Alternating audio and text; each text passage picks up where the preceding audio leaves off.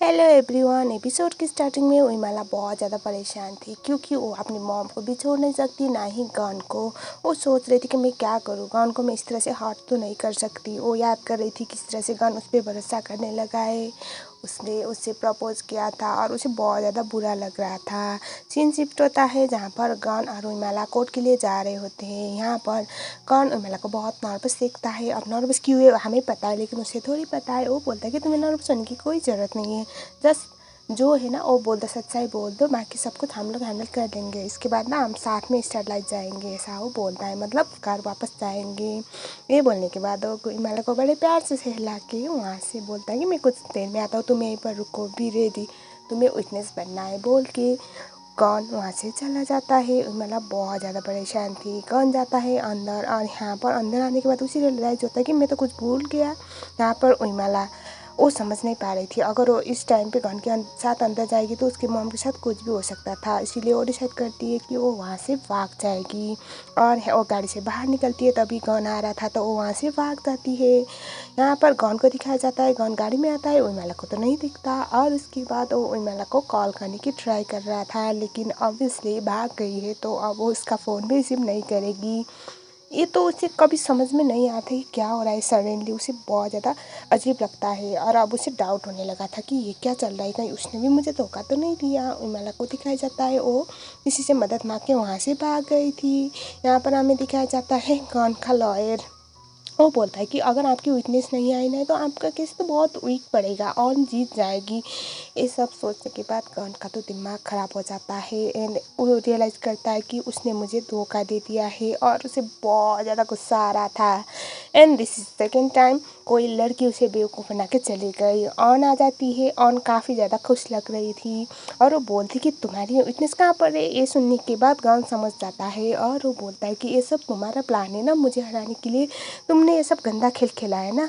और बोलते कि तुम्हें क्या बोल रहे हो, मुझे थोड़ी पता तुम क्या कर रहे हो, मुझे किस बात के लिए ब्लेम कर रहे हो, ऐसा वो बोलती है। ऐसे और ना काफ़ी अच्छी एक्टिंग करती है। वो बोल रही थी कि ऐसे तुम हार जाते हो बार बार और मुझे ब्लेम करते हो, ऐसा वो बोलने लगती है। गॉन को बहुत ज़्यादा गुस्सा आ रहा था। हमें दिखाया जाता है गॉन उर्मिला को ढूंढने के लिए चला जाता है और यहाँ पर उर्मिला उसे मिल जाती है। वो उर्मिला को उठा के वहाँ से अतीत के साथ ले जाता है। हमें दिखाया जाता है इधर उर्मिला उधर थी, गॉन केस हार गया। गॉन बहुत ज़्यादा खुश थी और यहाँ पर गॉन के लॉयर से वो बोल रही थी कि अब ना कोर्ट का फाइनल डिसीजन आने में देरी है और अब मैं बहुत खुश हूँ, आप गॉन को एक खुशखबरी दे देना, बोल देती है। यहाँ पर गॉन उर्मिला को बीच साइड पे ले आता है और वो बोल रहा था कि तुमने ये सब मेरे साथ क्यों किया, तुम ये सब क्यों कर रही हो। तभी यहाँ पर उर्मिला कुछ देर तो चुप रहती है। हमें पता है वो झूठ बोले, लेकिन वो अब गॉन को ऐसे बोलती कि क्योंकि मैं तुमसे कभी प्यार करती ही नहीं थी, मैंने तुमसे झूठ बोला था, मैंने तुम्हें बेवकूफ़ बनाया था, मैं तुम्हें कभी प्यार करती ही नहीं थी। ये सुनने के बाद गॉन की आंखों से तो आंसू आना स्टार्ट हो गए, कंटिन्यूसली आ रहे थे। वो बोलता है कि पर क्यों। तब यहाँ पर उर्मिला बोलती कि क्योंकि मुझे पैसे चाहिए, जो मुझे ऑन बहुत ज़्यादा अमाउंट देने वाली थी और इसीलिए मैंने एक्ट किया तुम्हारे सामने।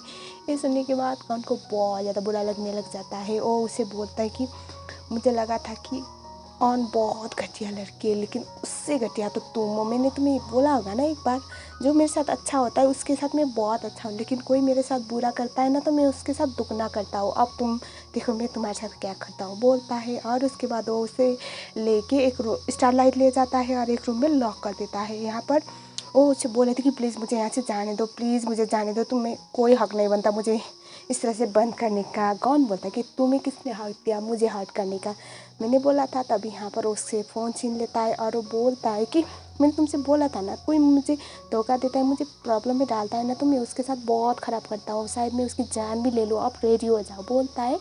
यहाँ पर ऑन बोल यहाँ पर उर्मिला बोल रही थी कि प्लीज़ मुझे अच्छे जाने दो, मुझे जाना है। अब उर्मिला जाना है इसलिए बोल रही थी क्योंकि उसे अपनी मॉम को देखना है, वो तो हमें पता है, गॉन को थोड़ी पता है। और यहाँ पर गॉन उसे लॉक कर देता है। बेचारा उसकी आंखों से भी आंसू आ रही थी, बुरा उससे भी लग रहा था, लेकिन वो उर्मिला के साथ बहुत स्ट्रिक्ट बन जाता है, उसे लॉक कर देता है। उर्मिला बाहर रो रही थी, गॉन अंदर रो रहा था, सॉरी गॉन बाहर रो रहा था और उर्मिला रो रही थी, प्लीज़ मुझे यहाँ से जाने दो, प्लीज़ मुझे यहाँ से जाने दो, बोलते हुए गॉन वॉशरूम में जाके बहुत ज़्यादा रोने लग जाता है। हमें दिखाया जाता है अतीत गॉन से पूछ रहा था कि ऐसा कैसे हो सकता है, तुम मुझसे कैसे रख सकते हैं ऐसे बंद करके, यहाँ पर गौन बोलता है कि क्यों उसने मुझे धोखा दिया है। उसने मुझे बोला कि वो अभी भी ऑन के लिए काम कर रही है। इसका मतलब यही है ना, वो मनी माइंडेड है।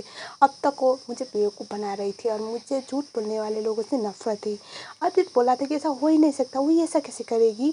तब यहाँ पर गन बोलता है कि उसने ऑलरेडी कर लिया है, उसने ऑलरेडी मुझे हर्ट किया है, ऑलरेडी मुझे धोखा दिया है और तुम बोल रही ऐसा कैसे करेगी। वो यही चीज़ अब करती है। यहाँ पर अतीत बोलता है कि तुम मुझे ऐसे लॉक करके नहीं रख सकते गन। तभी यहाँ पर गन बोलता है अगर तुम अभी भी मुझे अपना दोस्त मानते हो ना तो उसके पीछे मत जाना, उससे छुड़ाने के लिए बारे में सोचना भी मत, वरना ना तुम्हारा और मेरा दोस्ती का रिश्ता भी ख़त्म हो जाएगा, ऐसा वो बोल देता है। ये सुनने के बाद बेचारा आतिफ क्या करता, उर्मिला को दिखाया जाता है जो बस रोए जा रही थी क्योंकि उसे अपनी मॉम को देखने के लिए जाना था और वो तो हो नहीं रहा था।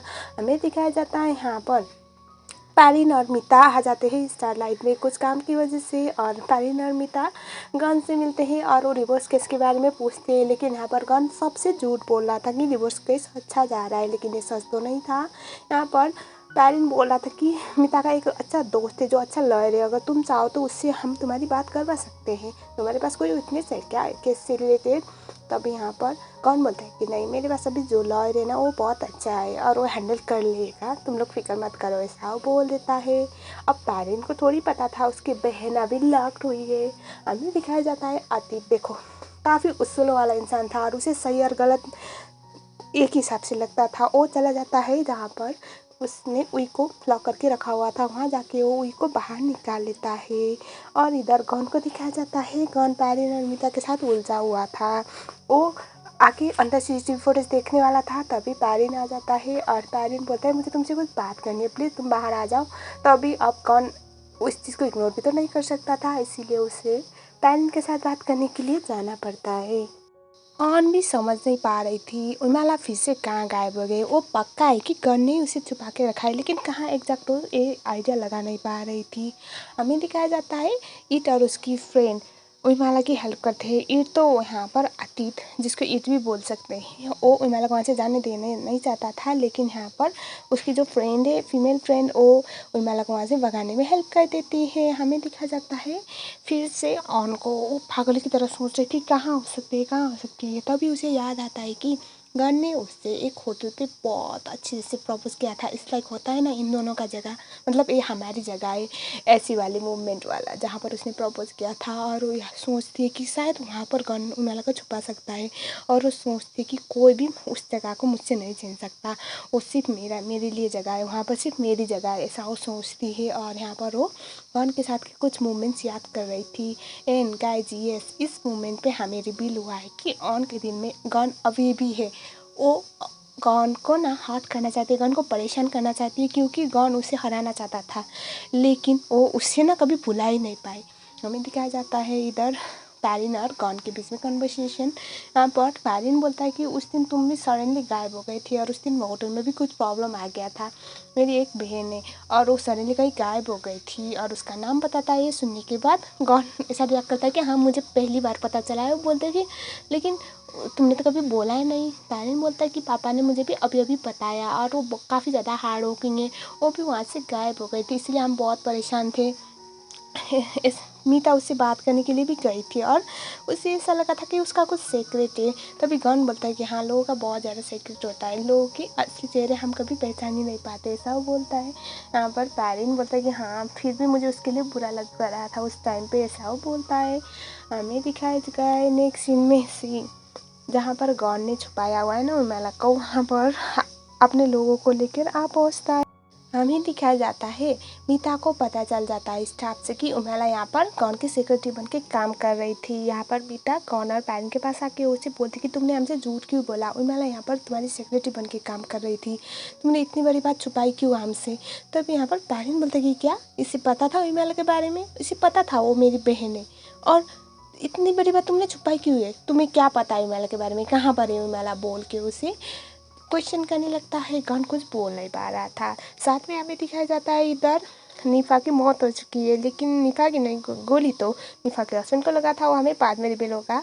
हमें एक और सीन दिखाया जाता है उर्मिला अतीत और उसकी फ्रेंड के साथ वो भागने वाली थी। यहाँ पर होता क्या है ना, जब वो इसे बीच साइड पे आ जाते हैं ना, जहाँ से वो शिप से भागने वाली थी, तभी सिंह के लोग उन लोगों पे अटैक कर लेते हैं यहाँ पर। और इससे पता चलता है निभा की मौत हो गई। ये सुनने के बाद विमला परेशान हो जाती है, क्योंकि अन की एक चमची की तो मौत हो गई है, अन का ही किया धरा था, तो शायद अब उसकी मॉम की बारी है, जो सुन के वो बहुत परेशान हो जाती है। इस तरह से ये वाला एपिसोड एंड हो गया।